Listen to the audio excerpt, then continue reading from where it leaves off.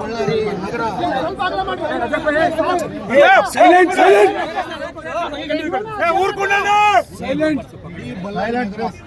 ಇವತ್ತು ಶಾಂತಿಯುತವಾಗಿತ್ತು.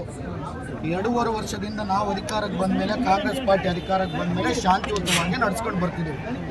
ನಾವಿವತ್ತು ಎಲ್ಲರೂ ಸೇರಿ ಇಡೀ ಎಲ್ಲಿ ನಮ್ಮ ವಾಲ್ಮೀಕಿ ಅಜ್ಜವ್ರನ್ನ ನಾವೇನು ಕೂರಿಸ್ಬೇಕಂತೇಳಿ 3ನೇ ತಾರೀಕು ಅದ್ದೂರಿ ಕಾರ್ಯಕ್ರಮವನ್ನು ನಾವು ಮಾಡ್ಕೋಬೇಕಂತಿದ್ರೆ, ಯಾವ ವಾಲ್ಮೀಕಿ ಅಜ್ಜವ್ರ ಹೆಸರನ್ನು ಹೇಳ್ಕೊಂಡು ರಾಜಕೀಯವನ್ನು ಬೇಳೆ ಬೇಯಿಸ್ಕೊಂಡ್ರು ಈ BJPಯವರು, ಇವತ್ತು ಆ ವಾಲ್ಮೀಕಿ ಅಜ್ಜನ ಕಾರ್ಯಕ್ರಮವನ್ನು ಅಡ್ಡಪಡಿಸೋಕ್ಕೆ ಅದಕ್ಕೆ ಇದು ಲಾಂಡ್ ಆರ್ಡರ್ ಪ್ರಾಬ್ಲಮ್ ತರಬೇಕಂತೇಳಿ ಇಂಥ ಚಿಕ್ಕ ಅಂದರೆ ತುಚ್ಛವಾದಂಥ ಬುದ್ಧಿಯನ್ನು ತಗೊಂಡ್ಬಂದು ಇವತ್ತು ಬಂದಿದ್ದಾರೆ.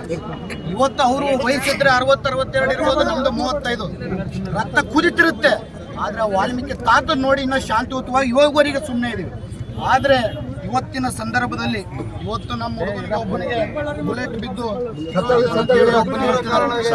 ಗಾಯಗಳಾಗಿದ್ದಾವೆ.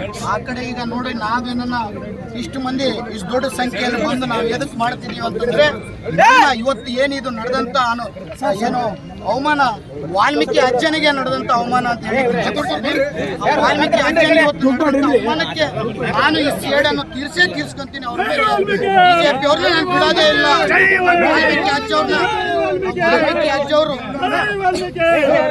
ಏನು ಶೂನ್ಯದಿಂದ ವಾಲ್ಮೀಕಿ ಅಜ್ಜವ್ರನ್ನ ಹೆಸರನ್ನು ಹೇಳ್ಕೊಂಡ್ ಬಂದಂತ ಏನು ಅವರು ಲೀಡರ್ಗಳಿದ್ದಾರೆ, BJP ಪಕ್ಷದ ನಾಯಕರು. ಅವ್ರ ಹೆಸರುಗಳು ತಗೊಳಕ್ ಕೂಡ ಅವಶ್ಯಕತೆ ಇಲ್ಲ. ನಾನು ಹೆಸರುಗಳು ತಗೊಂಡು ಬಹಳ ಸರಿ ಯಾವ ರೀತಿಯಲ್ಲಿ ಬೈದಿದ್ದೀನಿ ನಾವೆಲ್ಲ ನೋಡಿದಿರಿ. ಅಂತ ತುಚ್ಛವಾದಂಥ ಮನುಷ್ಯರ ಹೆಸರುಗಳು ಕೂಡ ನಾನು ಬಾಯವತ್ತು ಇವತ್ತು ತಗೋಬಾರದು. ಯಾಕಂದರೆ ಇವತ್ತು ವಾಲ್ಮೀಕಿ ಅಜ್ಜನ ಕಾರ್ಯಕ್ರಮವನ್ನು ಹಾಳು ಮಾಡ್ಬೇಕಂತೇಳಿ ಈ ಕುತಂತ್ರವನ್ನು ಮಾಡಿ ಇವತ್ತು ಮಾಡಿದ್ದಾರೆ. ಇದಕ್ಕೆ ಅವರು 1000 ಪಟ್ಟು ಅನುಭವಿಸ್ತಾರೆ. ಅನುಭವಿಸಂಗ ನಾನು ಮಾಡೇ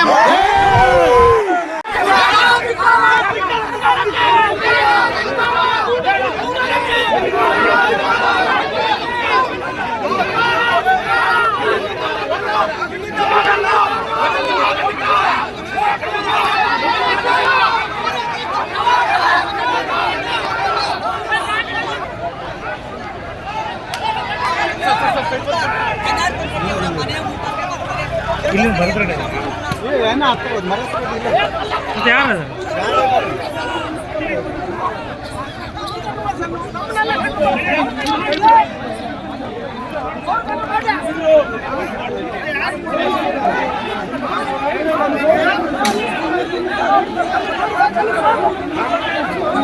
Hey!